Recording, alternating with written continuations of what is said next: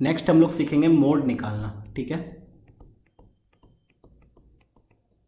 शुरुआत में हमने एग्जाम्पल के थ्रू बताया था कि मोड का मतलब क्या होता है। सपोज अपने पास इस टाइप से 10 डेटा है, डेटा पॉइंट है 2 2 2 2 2 2 3 3 4 5 5 5 6 6 6 6, इस टाइप से बहुत सारे डेटा हैं। ठीक है, अब किसी ने बोल दिया कि इसका मोड बताओ क्या होगा।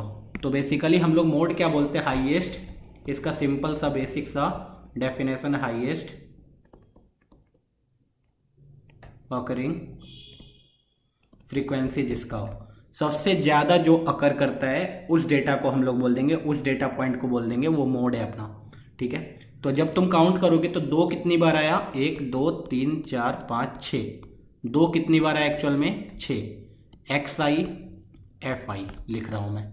दो मेरे पास 6 बार आया, दो का फ्रीक्वेंसी 6 है। तीन कितनी बार आया, 2 बार। चार कितनी बार आया, 1 बार। पाँच कितनी बार आया, 3 बार। छः कितनी बार आया, 4 बार। अभी बताओ कौन सा ऐसा डेटा है जो सबसे ज़्यादा आया, जिसका फ्रीक्वेंसी सबसे ज़्यादा हो। तो कोई भी बता सकता है आंख बंद करके कि ये जो फ्रीक्वेंसी ये सबसे ज़्यादा है, मैक्सिमम फ्रीक्वेंसी किसका है, 2 का। तो हमारा इस डेटा का मोड क्या हो जाएगा, तो बहुत ही आसानी से हम लोग बता सकते हैं मोड विल बी 2। इस टाइप से अगर डेटा सेट गिवन है तो मोड निकालना बहुत ही इजी है। ठीक है, हम लोग क्या करेंगे, उस डेटा पॉइंट को आराम से लिख लेंगे टेबल के फॉर्म में और देख लेंगे किसका फ्रीक्वेंसी सबसे ज़्यादा है, वो हमारा मोड हो जाएगा। जैसे एक बेसिक सा एग्जांपल भी कर लेते हैं। एग्जांपल में अपने पास है कि the wickets taken by 10 bowlers, bowler in 10 cricket matches. एक कोई भी रैंडम बॉलर है, वो जो भी विकेट ले रहा है हर मैच में, उसको हमने 10 मैच तक का डेटा को नोट किया।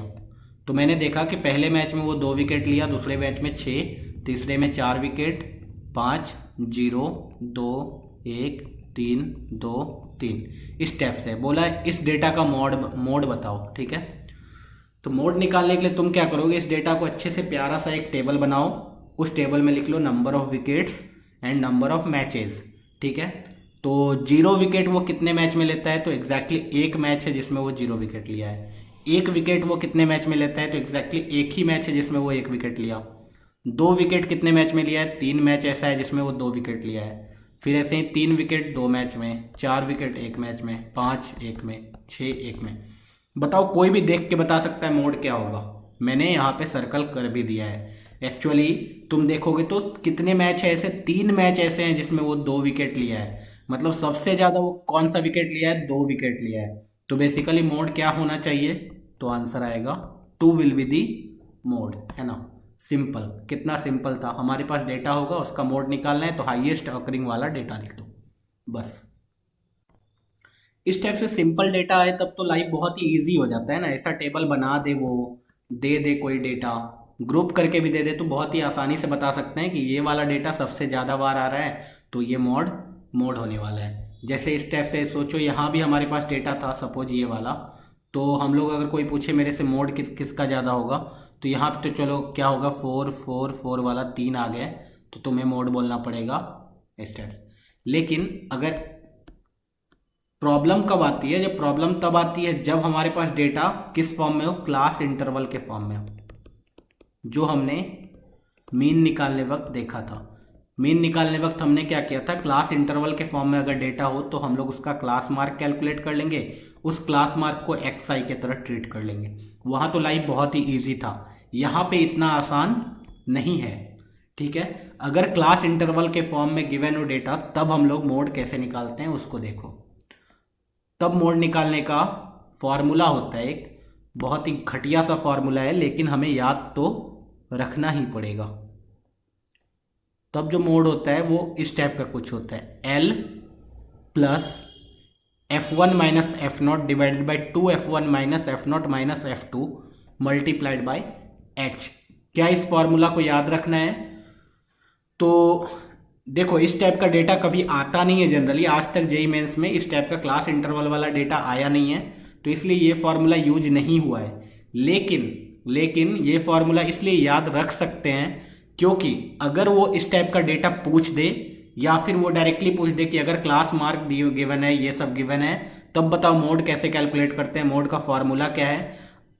क्योंकि जेई मेंस कितनी बार क्या करता है कि डायरेक्टली फॉर्मूला पूछ देगा और पूछ देगा बताओ मोड का फॉर्मूला कौन सा है। तो उस टाइम पे तुम्हें एग्जैक्टली ये याद होना चाहिए, ठीक है। तो अगर याद कर लोगे तो बहुत ही बढ़िया। अब बस इसमें टर्म्स याद रखने हैं। टर्म्स क्या है, तो L is the lower limit of the model class. अभी देखेंगे हम लोग मॉडल क्लास क्या होता है, बस अभी याद रख लिया। एल और एच क्या है, तो एल है lower limit of the model class, H क्या है तो size of the class interval. जो भी इंटरवल के फॉर्म में गिवन है तो उस इंटरवल का साइज कितना है। जैसे हमने ऊपर मीन वाला जो क्वेश्चन किया था उसमें इंटरवल का साइज कितना था, 15 15 15, तो उसका एच क्या होने वाला है 15। मॉडल क्लास क्या होता है वो अभी थोड़ी देर बाद देख लेंगे हम लोग। तो एल है मॉडल क्लास का लोअर लिमिट, एच है size of the class interval, F1 क्या है तो एग्जैक्टली मॉडल क्लास का जो फ्रीक्वेंसी है वो है frequency of the model class. F0 क्या है तो मॉडल क्लास से जस्ट पहले वाला, मॉडल क्लास से जस्ट पहले वाले क्लास का फ्रीक्वेंसी कितना है। F2 क्या है तो मॉडल क्लास से जस्ट बाद वाले का फ्रीक्वेंसी कितना है। देखो टर्म्स ज़्यादा डिफिकल्ट है नहीं। L का मतलब अभी तुरंत बताया, lower limit of the model class. बस देखो तुम्हें यहाँ पे इंपॉर्टेंट क्या है अब समझ में आ गया होगा, मॉडल क्लास। हर जगह model class model class model class चल रहा है, ठीक है। तो मॉडल क्लास अगर आइडेंटिफाई हो गया तब हम लोग क्वेश्चन बहुत ही आसानी से कर सकते हैं। तो L is the lower limit of the model class, H is the size of the model class, F1 is the frequency of the model class, F0 is the, जैसे ऐसे सोचो ना, F0 रहेगा, F1 रहेगा, F2 रहेगा। तो F0 basically frequency model, ये model class है अगर, तो इसके पहले वाले क्लास का फ्रीक्वेंसी F0 और इसके बाद वाले का F2। बस ये सब याद रख लिया तो मोड निकालना बहुत आसान। एक डेटा लेते हैं उसके थ्रू करेंगे तो बहुत ही आसानी से हो जाएगा, ठीक है। अब क्वेश्चन गिवन है कि एक सर्वे किया गया 20 हाउस होल्ड का in locality by group of student, ठीक है। ये टेबल आया कुछ नंबर ऑफ फैमिली मेंबर्स का। फैमिली साइज 1 से 3 मेंबर्स वाले कितने फैमिली हैं, 7। 3 से 5 मेंबर्स वाले 8 फैमिलीज है। 5 से 7 मेंबर वाला 2, 7 से 9 मेंबर वाला 2, 9 से 11 मेंबर वाला 1 फैमिली है। तो ये कुछ डेटा अपने पास गिवन है, ठीक है। तो अभी देखो मॉडल क्लास क्या होगा, बोला है मोड निकालो। तो तुम्हें यहां से डायरेक्टली दिख रहा होगा नंबर ऑफ फैमिलीज किसमें सबसे ज्यादा है, वो चीज हम लोग तुरंत लिख लेंगे। किसमें सबसे ज्यादा है नंबर ऑफ फैमिली, तो तुम बोलोगे ये वाला चीज जो है इसमें दिख रहा है मुझे कि सबसे ज्यादा फैमिली 3 से 5 मेंबर्स वाला है, ओके। तो तुमने बोल दिया, एक्चुअल में देखा जाए तो मॉड क्या होता है, हाईएस्ट अकरिंग फ्रीक्वेंसी। तो हाईएस्ट अकरिंग फ्रीक्वेंसी तो 8 वाला है, लेकिन तुम डायरेक्टली आंसर 3 से 5 के बीच में क्या बोलोगे, एक्चुअली मॉड नहीं बोल पाओगे कि उस फैमिली का जो साइज है वो है क्या। तो तुमने बोला कि ये वाला हमारा मॉडल क्लास हो गया, ओके, जिसमें सबसे ज़्यादा फ्रीक्वेंसी है। फिर से मैं बता रहा हूँ, मैंने डेटा देखा, सबका फ्रीक्वेंसी देखा, तो सबसे ज़्यादा फ्रीक्वेंसी मेरा 8 आया, तो मैंने मॉडल क्लास इसी को बोल दिया। अच्छा, तो मॉडल क्लास वो होता है जिसका फ्रीक्वेंसी सबसे ज़्यादा होता है, हाँ, जिसका फ्रीक्वेंसी सबसे ज़्यादा होता है वो मॉडल क्लास होता है। सोचो अगर यहाँ पे इंटरवल के फॉर्म में ना दिया होता, 1 दिया होता, 3 दिया होता, 5 दिया होता, 7 दिया होता, 11 दिया होता, तो हमारा आंसर मोड क्या हो जाता है, directly 3 will be the mode. क्यों, क्योंकि सबसे ज़्यादा आकर कौन कर रहा है, 3। लेकिन हमें इस फॉर्मूला का जरूरत इसलिए पड़ा, क्यों, क्योंकि जो हमारा फैमिली है उसमें डायरेक्टली 3 नहीं गिवन है, वो फैमिली का नंबर जो है इंटरवल में गिवन है। तो मैंने सबसे पहले क्या किया, मॉडल क्लास को डिफाइन किया। अब बताओ इसको अगर तुम F1 मानते हो इसके फ्रीक्वेंसी को, तो F0 का वैल्यू कितना आ जाएगा, 7। F2 का वैल्यू कितना आ जाएगा, 2। यहां से तुम्हें F0 आ गया, F1 आ गया, F2 आ गया। अब देखो मॉडल क्लास तुम्हारा है क्या एक्चुअल में, 3 से 5 वाला। तो बताओ L का वैल्यू क्या होता था, L होता था मॉडल क्लास जो भी आया उसका लोअर लिमिट क्या है, तो लोअर लिमिट तुम क्या बोलोगे, 3। मतलब L का वैल्यू कितना आने वाला है, 3। सिमिलरली H क्या होता था, size of the model class. बताओ 3 से 5 में गए तो साइज कितना है, 2। तो H का वैल्यू कितना आ गया, 2। अच्छा, H आ गया मेरे पास, L आ गया मेरे पास, L आ गया, H आ गया, F1 पता है 8, F0 पता है 7, F2 पता है 2। अब मेरे पास अगर सब कुछ आ चुका है तो मैं डायरेक्टली फॉर्मूला में सब्सटीट्यूट कर दूंगा। मैं बोलूंगा mode will be equal to L plus F1 minus F naught upon 2 times F1 minus F naught minus F2। क्या लिखना है, ऊपर में F1 माइनस एफ नॉट लिख दो, नीचे क्या करो 2 बार F1 लिखो, 2 बार F1 लिखा इसलिए एक बार एफ नॉट माइनस कर दिया, एक बार F2 माइनस कर दिया। बहुत जगह तुम ऐसे देखोगे formula F1 minus F not plus F1 minus F2, नीचे में इस टाइप से भी लिखा रहता है, ठीक है क्या।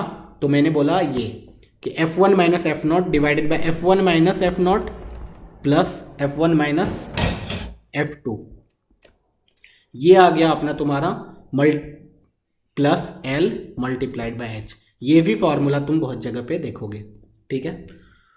बस इसी फॉर्मूला को मैंने 2F1 को एक बार F1 लिख दिया, एक बार अलग से F1 लिख दिया, ताकि ये देखने में ऐसा लगे कि F1 minus F not, F1 minus F not, F1 minus F2, बस इस टाइप का लिखा हुआ है। तो तुम इस तरीके से भी याद रख सकते हो, इस तरीके से भी याद रख सकते हो। अब बस फार्मूला सब्सटीट्यूट किया और फार्मूला सब्सटीट्यूट करने से हमारे पास मोड आ गया, ठीक है। नेक्स्ट टॉपिक है अपना मीडियन।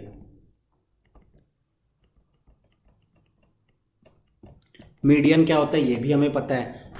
स्टेप देखो, जैसे सपोज अपने पास कुछ डेटा है 2 3 5 7 2 3, सपोज ऐसे लिख लिया रैंडम 7 8 4 5 1, ठीक है। ऐसा कुछ डेटा गिवन है, बोल दिया इसका मीडियन बताओ क्या होगा। तो सबसे पहला स्टेप मैं याद दिला रहा हूँ, बचपन में कैसे करते थे, जो भी अपने पास डेटा गिवन है उसको या तो इंक्रीजिंग ऑर्डर या तो डिक्रीजिंग ऑर्डर में लिख दो।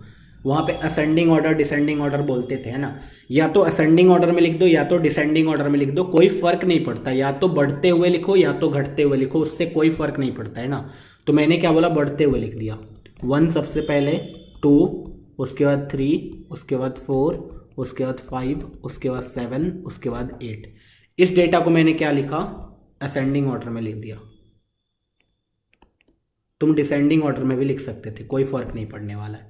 अब मेरे से कोई पूछा मीडियन क्या होगा, तो बहुत ही आसानी से मैं बताऊंगा। मैं बोलूंगा मिडिल वाला टर्म, सबसे मिडिल में एग्जैक्टली कौन सा है। तो यहाँ पे टोटल जो मेरे पास डेटा पॉइंट्स है वो कैसे हैं, ऑड डेटा पॉइंट्स है। ऑड डेटा पॉइंट्स जब भी होंगे तो उसका एक मिडिल टर्म ऑब्वियसली आ जाएगा डायरेक्टली। देखो इधर से एक गया, इधर से एक गया, इधर से एक गया, इधर से एक गया, इधर से एक गया, इधर से एक गया, ये बीच वाला क्या हो गया, मिडिल वाला, मिडिल टर्म, ठीक है। तो तुम क्या बोल दिए, मॉड मीडियन क्या होगा इस डेटा का, मीडियन विल बी 4। अच्छा, इसको डायरेक्टली फॉर्मूला से नहीं निकाल सकते क्या, बार बार काउंट करना पड़ेगा, इधर से इधर, इधर से इधर, इधर से इधर, इधर से इधर, नहीं। तुम टोटल डेटा पॉइंट काउंट करो, 1 2 3 4 5 6 7, टोटल कितने डेटाज हैं, 7, ठीक है।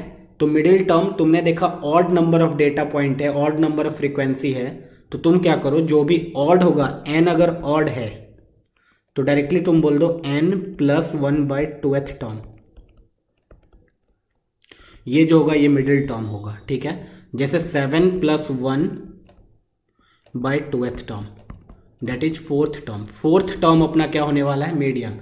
और जब 4th टर्म पे जाओगे, first second third fourth, 4th term का वैल्यू कितना आया, 4, so this will be the median. इस तरीके से डेटा पॉइंट का मीडियन निकाल लिया जब odd number of data points है। तो सोचो even number of data points हो तो क्या होगा, even number of data points हो, जैसे इसी में सपोज 1 है, 3 है, 5 है, 7 है, 10 है, फिर से और 16 है। तो इस बार मेरे पास कितने डेटा पॉइंट्स है, 6, और ये पहले से ही असेंडिंग ऑर्डर में है। अभी बताओ मीडियन क्या होगा। तो निकालना बहुत ही सिंपल है इस टाइम पे भी।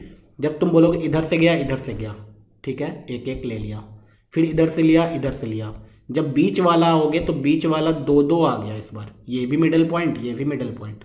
तो इस केस में क्या करना होता है, इन दोनों का एवरेज ले लो, 5 प्लस 7/2, 6 हो जाएगा मीडियन, ठीक है। और 6 तो डेटा पॉइंट में है ही नहीं, उससे कोई फर्क नहीं पड़ता डेटा पॉइंट में है या नहीं है, तो मीडियन क्या बोलोगे, 6 ही बोलोगे, ठीक है। अच्छा, तो इस टाइम पे क्या करते हैं, अगर मेरे पास टोटल n डेटा हैं और n एक इवन नंबर है, तो इस बार क्या हुआ, सपोज यहाँ 6 डेटा था, तो 6/2th term directly third term आ गया, and 6 by 2 plus 1th term निकाला तो क्या आ गया, 4th टर्म आ गया। इस बार तुमने क्या किया, 3rd term plus 4th term का एवरेज निकाल लिया, वो आंसर हो गया। ठीक है, तो तुम क्या बोलोगे, n/2th term and n/2 plus 1th term का एवरेज ले लो इस टाइम पे व्हेन n इज इवन। अपने आप क्या निकल जाएगा, मीडियन निकल जाएगा। ठीक है, ओके। इसी डेटा को अगर दूसरे तरीके से दिखा जाए, ठीक है, पहले ये तो देख लिया कि अगर n ऑड होगा तो मीडियन क्या होगा, n प्लस 1/2th ऑब्जर्वेशन जो होगा वो मीडियन होगा। लेकिन n अगर इवन होगा तो क्या होगा median, n/2th and n/2 plus 1th observation का एवरेज। ठीक है, वो होगा मीडियन। तो ये तो याद ही रखा मीडियन होता क्या है। अभी सपोज अपने पास डेटा है कुछ इस टाइप का, ग्रुप करके दिया हुआ है कि मार्क्स ऑब्टेन 26 लोगों को आया, 29 28 लोगों को आया, 28 24 लोगों को आया, 33 15 लोगों को आया। तो इतना बड़ा डेटा को डिस्क्रीट फॉर्म में असेंडिंग ऑर्डर डिसेंडिंग ऑर्डर में लिख के करना बहुत ही मुश्किल है। तो इसको हम लोग टेबुलर फॉर्म में ही करेंगे। हम लोग क्या करेंगे, टेबुलर फॉर्म में ही इसको इंक्रीजिंग या डिक्रीजिंग ऑर्डर में लिखते हैं। इंक्रीजिंग और डिक्रीजिंग ऑर्डर में लिखेंगे तो सबसे छोटा मार्क्स 20, उसके बाद 25, उसके बाद आने वाला है 28, then 29, then 33, then 38, then 42, then 43। तो इस डेटा को हमने अच्छे से प्यारा सा एक टेबल बनाया। ठीक है, मैंने बोला 20, 25, 28, 29, 33, 38, 42, 43 सबका फ्रीक्वेंसी उसके सामने लिख दिया। हमें दिख रहा है कि टोटल नंबर ऑफ स्टूडेंट्स कितने हैं, 100। इवन नंबर ऑफ स्टूडेंट्स हैं तो क्या होने वाला है, 100/2th term plus 100/2 plus 1th term आने वाला है, मतलब 50th term and 51st term, ये दोनों। तो अभी तक मुझे ये दोनों का जो ऑब्जर्वेशन आएगा उनका एवरेज लिखेंगे, वही मीडियन आने वाला है आंसर फाइनली। लेकिन यहाँ पे लोचा क्या है, यहाँ पे लोचा ये है कि मुझे 50th टर्म नहीं पता है अभी तक, या 51st टर्म नहीं पता है। क्यों, मुझे पता है 6 यहाँ पे हैं, अगला 20 इधर है, अगला 24 इधर है, अगला 28 इधर है, अगला 15 इधर है। ये बहुत ही आसानी से देखने का क्या तरीका होगा, अगर मुझे डायरेक्टली देख के टेबल पता चल जाए कि 50th टर्म कौन सा है या 51st टर्म कौन सा है, उसके लिए मुझे क्या करना पड़ेगा, एक टेबल को थोड़ा बहुत चेंज करना पड़ेगा, एक और कॉलम ऐड करना पड़ेगा, क्यूमुलेटिव फ्रीक्वेंसी। अभी क्यूमुलेटिव फ्रीक्वेंसी क्या होता है उसको देखते हैं। मैंने क्या किया, उस डेटा पॉइंट को इस तरीके से कुछ लिखा, उस डेटा पॉइंट को इस तरीके से लिखा कि 20 नंबर कितने लोगों को आया, 6 नंबर को। 25 नंबर कितने लोगों को आया था, 20 लोगों को। तो 25 नंबर तक में कितने बच्चे खत्म हो गए, तो मैं बोलूँगा 6 लोग पहले 20 नंबर आया, 25 नंबर 20 लोगों को आया, तो टोटल 26 बच्चे खत्म हो चुके हैं 25 मार्क्स तक में ही। फिर से 28 मार्क्स कितने लोगों को आया था, 28 मार्क्स आया था 24 लोगों को। उससे पहले टोटल अभी 26 लोग खत्म हो चुके हैं, प्लस 24 करोगे उससे पता चलेगा 28 मार्क्स तक में कितने बच्चे खत्म हो गए। ठीक है, तो उसमें प्लस 26 कर दिया, 50 बच्चे खत्म हो चुके हैं 28 मार्क्स तक में ही। फिर से 29 मार्क्स कितने बच्चों को आया, 28 बच्चों को। तो अप टू 29 मार्क्स में कितने बच्चे खत्म हो गए, 78। सिमिलरली 33 मार्क्स कितने बच्चों को आया, 15। तो अप टू 33 मार्क्स कितने बच्चे खत्म हो गए, टोटल 78 खत्म हो गए थे पहले, प्लस 15। तो इस टाइप से हमने क्या किया, जो भी फ्रीक्वेंसी था उसको ऐड करते गए, उससे मुझे पता चलता गया कि इतने मार्क्स तक में इतने बच्चे सलट चुके हैं या खत्म हो चुके हैं। तो बस यही वाला जो टेबल है इसी को बोलते हैं क्यूमुलेटिव फ्रीक्वेंसी टेबल। तो मैंने बस प्यार से एक क्यूमुलेटिव फ्रीक्वेंसी टेबल बना दिया। मैंने बोला 20 मार्क्स 6 स्टूडेंट थे, क्यूमुलेटिव फ्रीक्वेंसी निकालो तो 6। 25 मार्क्स तक में 26 बच्चे खत्म, 28 मार्क्स तक में 50 बच्चे खत्म, 29 मार्क्स तक में 78 बच्चे खत्म, 33 मार्क्स में 93 बच्चे खत्म, 38 मार्क्स में 97, 42 मार्क्स में 99, 43 मार्क्स में 100 बच्चे खत्म। अच्छा, तो ये था क्यूमुलेटिव फ्रीक्वेंसी। अब मुझे सपोज 50th ऑब्जर्वेशन देखना है। 50th ऑब्जर्वेशन का मतलब 50वां बच्चा कितना मार्क्स लाया। तो तुम्हें दिख रहा होगा कि 50वां बच्चा एग्जैक्टली कितना मार्क्स लाया है, 28 मार्क्स। क्यों, जब तुम डेटा लिखना स्टार्ट करोगे तो 6 बार कितना लिखोगे, 20 20 20 6 बार लिखोगे। उसके बाद 25 तक लिखते लिखते तुम्हारे 26 बच्चे खत्म हो गए होंगे। उसके बाद 28 28 लिखते लिखते 50 बच्चे खत्म हो गए होंगे। और 50वां बच्चा जो होगा वो एग्जैक्टली 28 लाएगा, और 51 वाला जो बच्चा होगा 51st बच्चा वो कितना मार्क्स लाएगा, 29 मार्क्स लाएगा।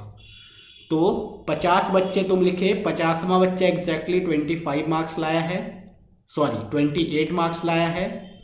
और जैसे ही 51st बच्चा लिखा गया वो कितना मार्क्स लाया होगा, 29 मार्क्स। अब दिख रहा है कि 78th बच्चे तक जाओगे तो वो 29 मार्क्स ही लाया है। मेरे से कोई पूछ दे 80th वाला बच्चा कितना मार्क्स लाया है, तो मैं क्या बोलूंगा, 29 मार्क्स 78th बच्चा लाया है, 79th बच्चा कितना लाएगा, 33 मार्क्स, और 80th वाला बच्चा भी 33 मार्क्स लाएगा। तो मैं ऐसे बोलूंगा, कोई मेरे से पूछ दे कि 85th वाला बच्चा कितना मार्क्स लाया, तो मैं बोलूंगा 78 तक तो यहाँ खत्म हो चुका है, यहाँ 93 तक जाना है। 78 से 93 मतलब 79 से 93 तक जितने भी बच्चे हैं सबको कितना मार्क्स आने वाला है, 33। दिस मीन्स 85th वाला बच्चा कितना मार्क्स लाएगा, 33 मार्क्स। अच्छा, कोई मेरे से पूछे कि 35th बच्चा कितना मार्क्स लाया है, तो मैं बोलूंगा 26th बच्चे तक तो 25 मार्क्स आया था, 27th बच्चे से लेकर के 50th बच्चे तक कितना मार्क्स लाएगा, 28 मार्क्स लाएगा। तो मेरे से कोई पूछे 35th बच्चा कितना मार्क्स लाया है, तो मैं बोलूंगा 28 मार्क्स लाया है। तो इसी तरीके से ऑब्जर्वेशन हम लोग देखते हैं। क्यूमुलेटिव फ्रीक्वेंसी से ये देखना थोड़ा आसान हो जाता है। तो अब मुझे क्या क्या चाहिए था बताओ। टोटल मेरे पास कितने बच्चे हैं, 100 बच्चे हैं। टोटल मेरे पास अगर 100 बच्चे हैं तो मैं क्या करूंगा, ऐसे करूंगा कि मुझे चाहिए 50th observation and 51st observation. क्यों, क्योंकि एन हमारा कैसा आ गया है, इवन। तो 50th ऑब्जर्वेशन तो 28 होगा एंड 51st ऑब्जर्वेशन 29 होगा। इन दोनों का क्या करना होगा, एवरेज लेना होगा। जब इन दोनों का एवरेज लोगे तो मीडियन आ जाएगा तुम्हारा। ठीक है, तो ये हो गया 28.5 इज द मीडियन। सिंपल, बस ये वाला चीज़ तो बहुत ही आसान था। फिर भी ठीक है, हमने क्या किया, जो भी डेटा था, number of students of frequency, उसका क्यूमुलेटिव फ्रीक्वेंसी टेबल बनाया, उससे मुझे पता चल गया कौन सा ऑब्जर्वेशन कौन सा है, वो आ गया। ठीक है, जेई मेंस तक इसी लेवल तक आएगा, इससे ज़्यादा मीडियन निकालने नहीं देंगे वो लोग। लेकिन फिर भी हम लोग अभी तक जितने भी मीडियन किया है या मोड किया है या फिर मीन किया है, सब में वो क्लास इंटरवल वाला किया है ना। तो यहाँ भी एक बार क्लास इंटरवल वाला कर लेते हैं कि अगर हमारे पास जो डेटा पॉइंट्स है वो क्लास इंटरवल के फॉर्म में हो तो क्या होने वाला है।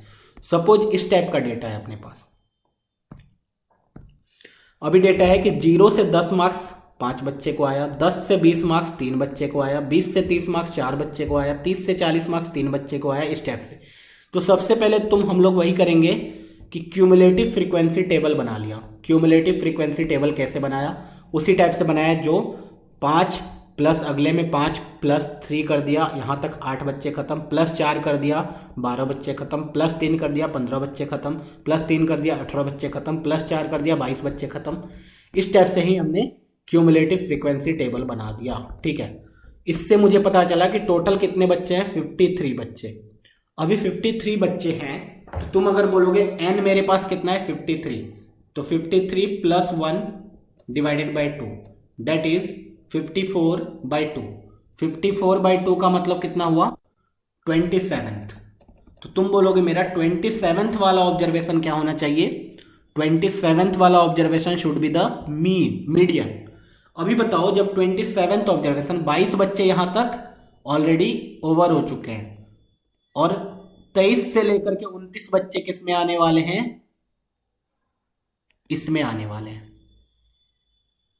अभी देखो कि तुमने बोला 27th ऑब्जर्वेशन कौन सा है, वो मीडियन होगा। 27th ऑब्जर्वेशन इस बार कौन सा आया ही नहीं, इस बार हमारे पास क्या आ गया, इंटरवल के फॉर्म में आ गया कि 60 से 70 के बीच में मार्क्स आया है 27th वाले ऑब्जर्वेशन का।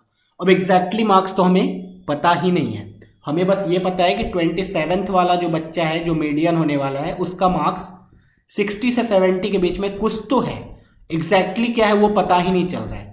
अभी बताओ एग्जैक्टली क्या है वो पता ही नहीं चल रहा है, उसको कैसे करते हैं। तो हम लोग बोलते हैं, मेरे पास टोटल के फॉर्मूला के थ्रू देखें तो हम लोग बोलेंगे मीडियन जो होने वाला है हमारा, मीडियन क्लास कैसे डिफाइन किया, मीडियन क्लास तो निकालना बहुत ईजी है। हमारा टोटल ऑब्जर्वेशन आ गया तो n/2 डायरेक्टली निकाला, वो 26.5 है, उससे मुझे मीडियन क्लास पता चल गया कि हमारा जो आंसर आने वाला है वो 60 से 70 के बीच में आने वाला है।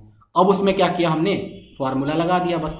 कौन सा फॉर्मूला, तो जो मैंने अभी वही बोला, n/2 minus cumulative frequency divided by total frequency into h l. Okay, क्या किया, lower limit of the median, l फिर से lower limit of the median class, n है number of observation, c f है cumulative frequency of the class preceding the median class. Median class के just पहले कौन सा था, वो f is the frequency of the median class, h is the class size of the median class. ठीक है, तो बस इस मीडियन में हमने इस मीडियन का फॉर्मूला में वैल्यू डाल दिया और फाइनली हमारा आंसर निकल के आ जाएगा कि मीडियन क्या होगा एग्जैक्टली। ये जो चीज लिखा हुआ यही चीज मैं वहां पे एक्सप्लेन कर रहा था। ठीक है, तो बस यहां से मीडियन आएगा अपना। मैंने n/2 का वैल्यू सब्सटीट्यूट किया, एल लोअर लिमिट 60 है, क्यूमुलेटिव फ्रीक्वेंसी 22, एफ कितना आ गया, एफ क्या था, frequency of the median class, frequency of the median class कितना है, यहाँ पे 7 है। ठीक है, मीडियन क्लास का फ्रीक्वेंसी 7 है, हाँ ठीक है, मीडियन क्लास का फ्रीक्वेंसी 7 है। ओके, और टोटल यहाँ पे कितने हैं, 10, तो 10/7 कर दिया, उसके बाद यहाँ से निकाल लिया। ठीक है, बस फाइनल आंसर यहाँ से आ जाएगा। This is the 66.4 is the median. 60 से उतना आगे चले गए, बस वो हमारा मीडियन आ गया। ओके, तो वहाँ जो डिस्कशन किया था उसको अगर नहीं भी याद रखना है तो डायरेक्टली हम लोग क्या कर सकते हैं, मीडियन का फॉर्मूला याद रखेंगे। इस फॉर्मूला से हम लोग मीडियन बहुत ही आसानी से निकाल सकते हैं। अगर ये फॉर्मूला कब वैलिड है, जब हमारे पास डेटा हो वो इस फॉर्म में गिवन हो, क्लास इंटरवल के फॉर्म में, जो कि मैंने बोला अभी तक जेईई मेंस में कभी नहीं आया है। तो इसको नहीं भी याद रखेंगे तो मोस्ट प्रोबेबली 99% चांस है कि इस पे क्वेश्चन नहीं आएगा। ठीक है, ओके, 1% चांस इसलिए बोला क्योंकि पूछ तो सकते ही है ना कि बताओ भाई क्या होने वाला है, तो पूछ तो वो सकते ही हैं, लेकिन 99% चांस है कि क्वेश्चन नहीं आएगा इस पे।